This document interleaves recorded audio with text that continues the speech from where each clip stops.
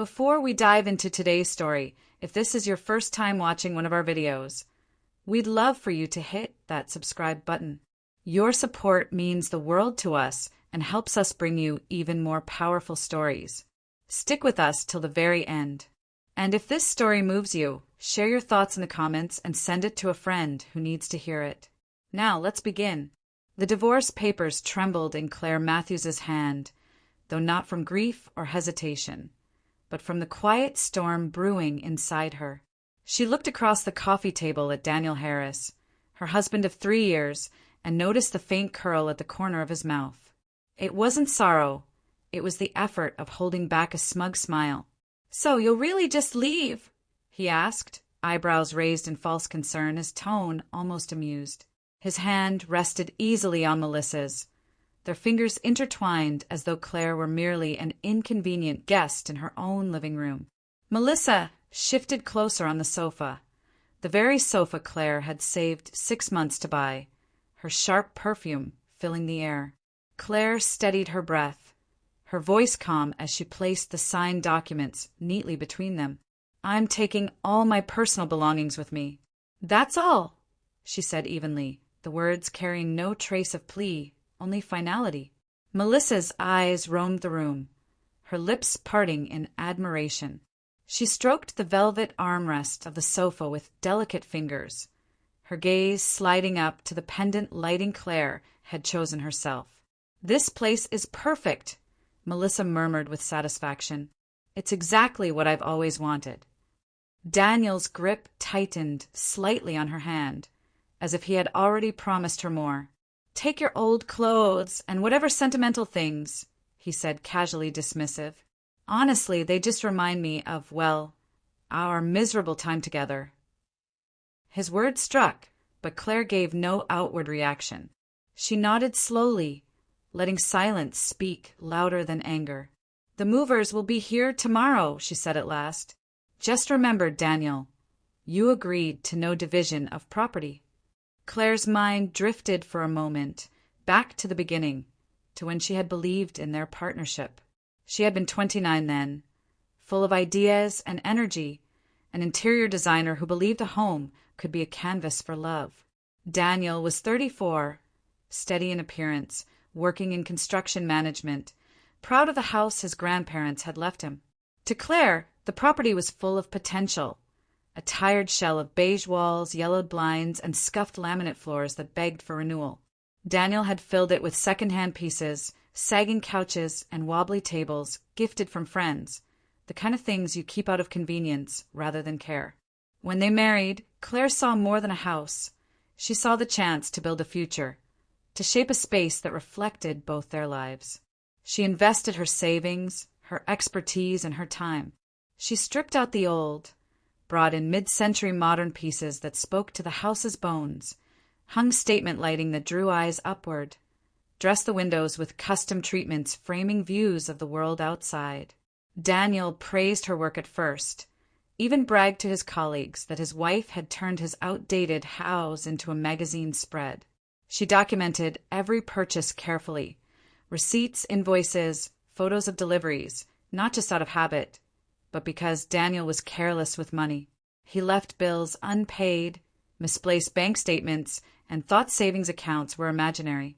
Claire carried that burden, believing she was protecting them both. The cracks appeared slowly, like hairline fractures in glass you hope won't spread. Daniel had promised to share responsibilities, but his actions told a different story. Plates piled in the sink, though they'd agreed chores would be split. He complained about meals she cooked after her 10-hour days, as if effort had no value without perfection. When she spoke about her projects, his replies were flat, dismissive. "You care too much about how things look," he'd say, waving a hand toward a room she had spent weeks perfecting. Claire tried to ignore the sting, tried to remind herself that marriage required compromise. She told herself that his irritations were stress, that love meant patience. She pushed on, turning dull rooms into inviting spaces, believing beauty might soften his edges. But love can't live where respect dies. Claire realized she had been carrying not just their home, but their relationship on her shoulders.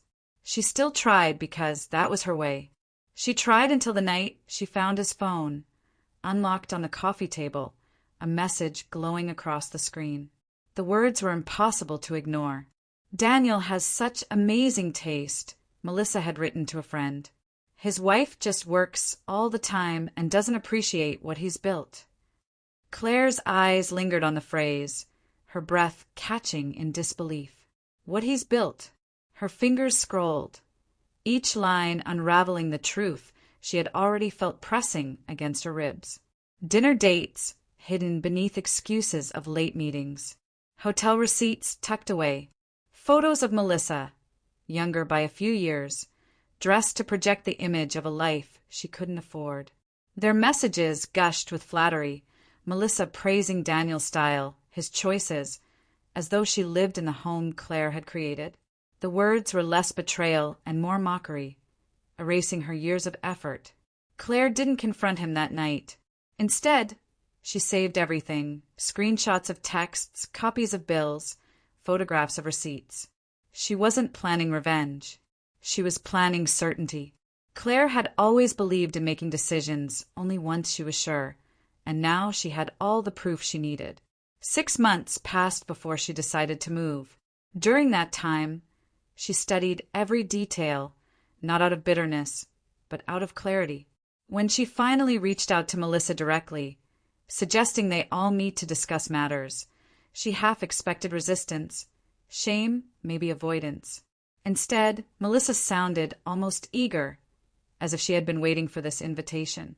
When she arrived, Melissa wore a dress that cost more than a week's wages from her temp job, clearly bought for the occasion. She walked in with a smile that wasn't sheepish, but victorious, like a rival about to claim her prize. Claire sat calmly, divorce papers already signed, her composure unshaken. Melissa leaned forward, her voice soft, almost rehearsed. "I just want you to know," she began, "I never meant to hurt you. But when two people connect the way Daniel and I have—" Claire cut her off smoothly, sliding the documents across the table. "Let's just get this over with." Daniel's shoulders relaxed, relief spilling into his features, as if he had feared a scene. Melissa's eyes lit up when she saw the paperwork, her hand tightening around Daniel's. "See? I told you she'd be reasonable." Daniel gave a small nod, almost satisfied. "Claire has always been practical," he said with a forced chuckle. "It's one of her better qualities." The slip came quickly, though not Claire. He had called her by Melissa's name before, and tonight he nearly did again. It didn't surprise her. He had been calling her by the wrong name in small moments for months, confusing his past with his present. Melissa, emboldened, stood suddenly and gestured toward the living room.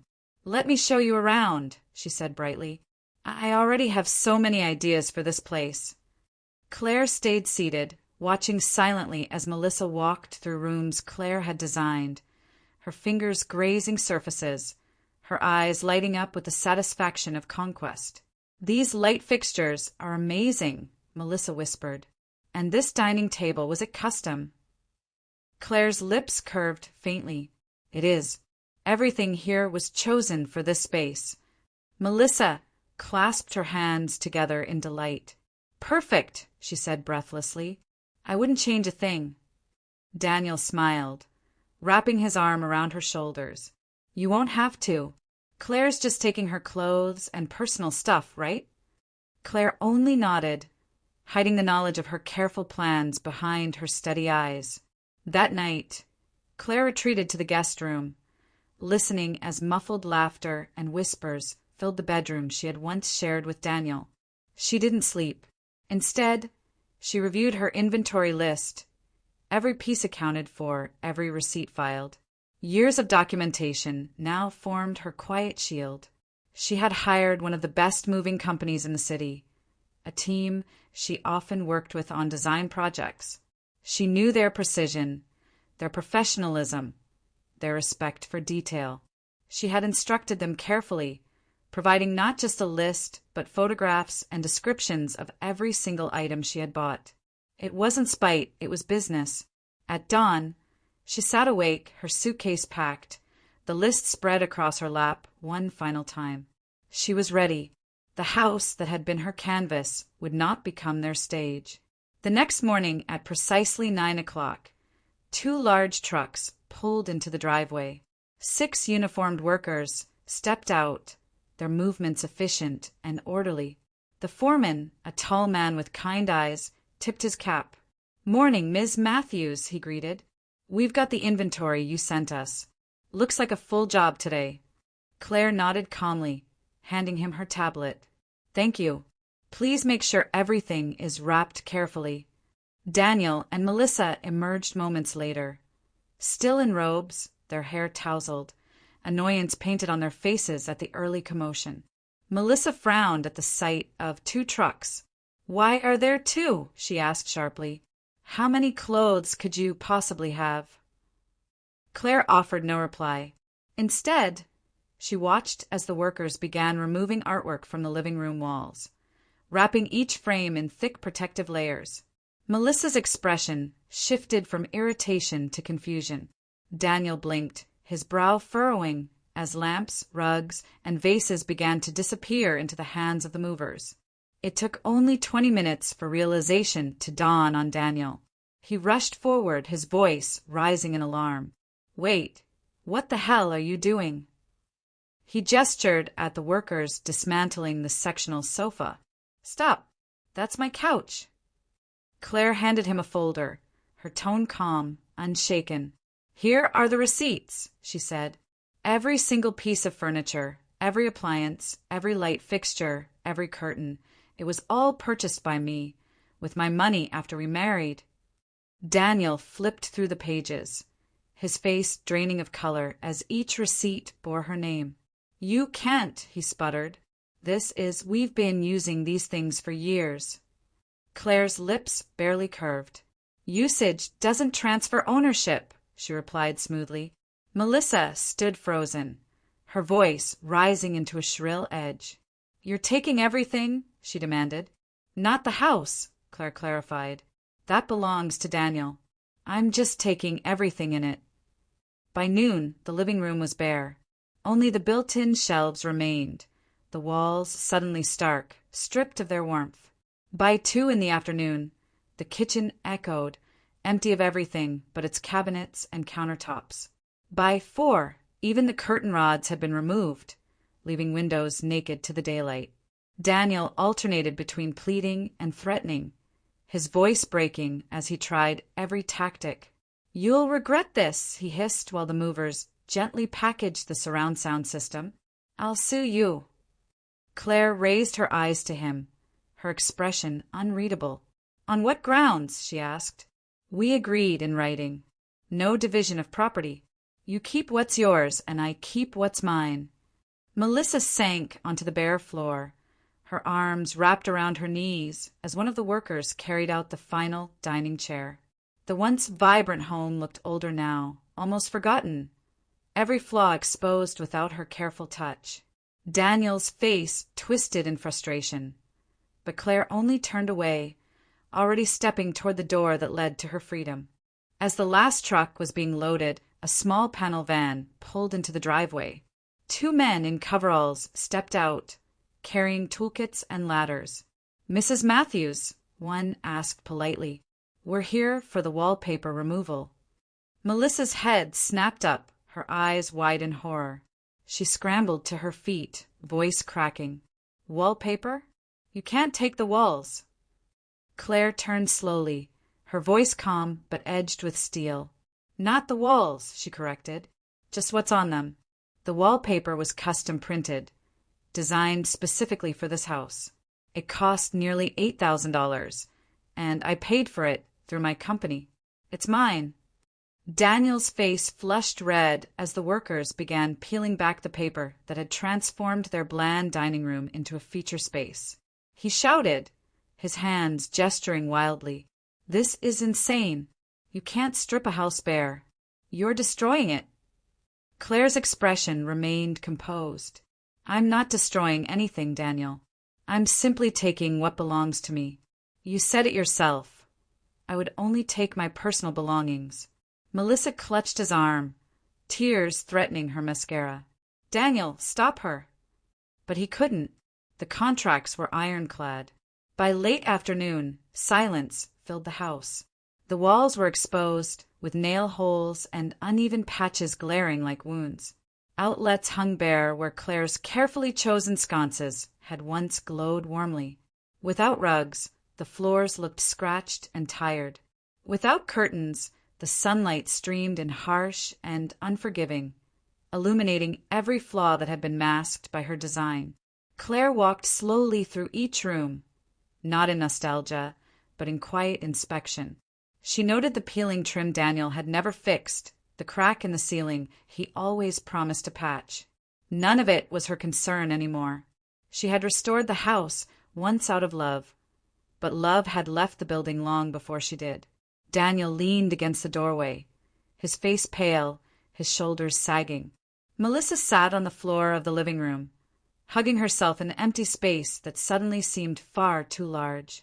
Claire turned to the movers and gave a small nod. "That's everything. Thank you." The foreman tipped his cap respectfully. "All done, ma'am. Trucks are ready to roll." Without another glance at Daniel, she stepped out into the fading light. 2 weeks passed before Daniel called. Claire was arranging books in her new apartment, sunlight pouring through fresh white curtains she had chosen herself. Her phone buzzed with his name on the screen. She considered ignoring it, but curiosity flickered. When she answered, his voice was strained, stripped of the arrogance she once knew. "Claire, please," he began. She said nothing, waiting. "Melissa left," he admitted at last, the words falling like stones. She said she couldn't live like this. She kept complaining, said nothing was good enough. She hated the furniture I bought, said it looked like a dorm room.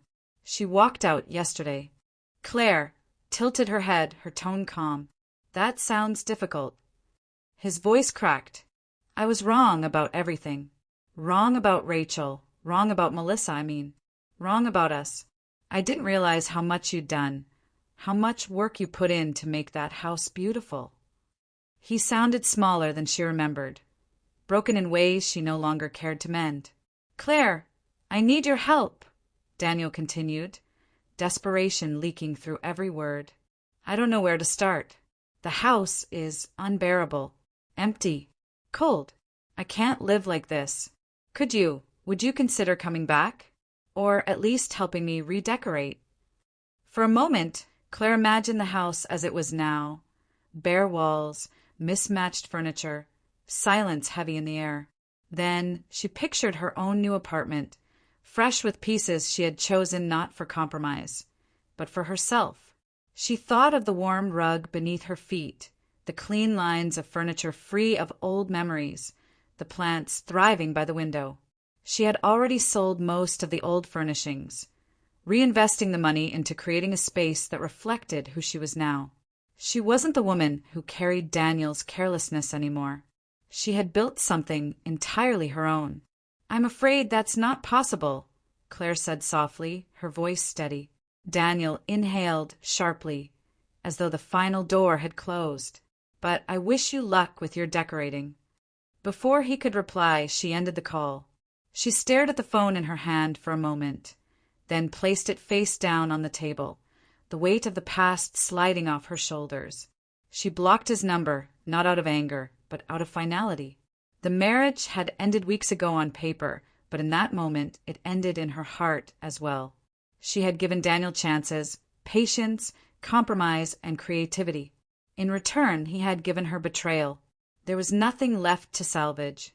That evening, Claire sat in her new living room, a cup of tea warming her hands. The walls glowed with colors she loved, shades Daniel would have mocked as impractical. The shelves held books and objects chosen for her, not for anyone else's approval. The apartment smelled of fresh paint and lavender, not of memories soured by laughter that wasn't hers. She thought of Daniel alone in the gutted house, pacing bare floors, wondering how quickly beauty had slipped through his fingers. She thought of Melissa, restless and dissatisfied, searching for another life to attach herself to. For the first time in years, Claire felt no weight pressing on her chest. She wasn't angry anymore. She wasn't hurt. She was free. Friends visited in the weeks that followed, their eyes widening as they stepped into her apartment. "Claire, this is stunning," one remarked, running a hand over the polished oak table. "It's so you." Claire smiled, a genuine smile that reached her eyes. "It is me," she agreed.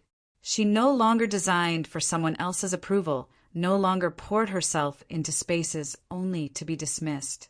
She created for herself now, and the result was a home that breathed with her spirit. Every corner was hers, every piece a reminder not of compromise, but of choice. Her laughter echoed through the rooms, joined by voices of friends who appreciated her not for the beauty she created, but for the woman she was. Claire stood one morning by the window, gazing at the city below. The light spilled over the horizon, catching on the glass of her coffee mug. She thought of the house she had left behind, once filled with love, then stripped bare until nothing remained. Some spaces, she realized, are meant to stay empty once they've been abandoned. No amount of design can fill a place where trust has been broken. She turned from the window, her steps light, her heart steady.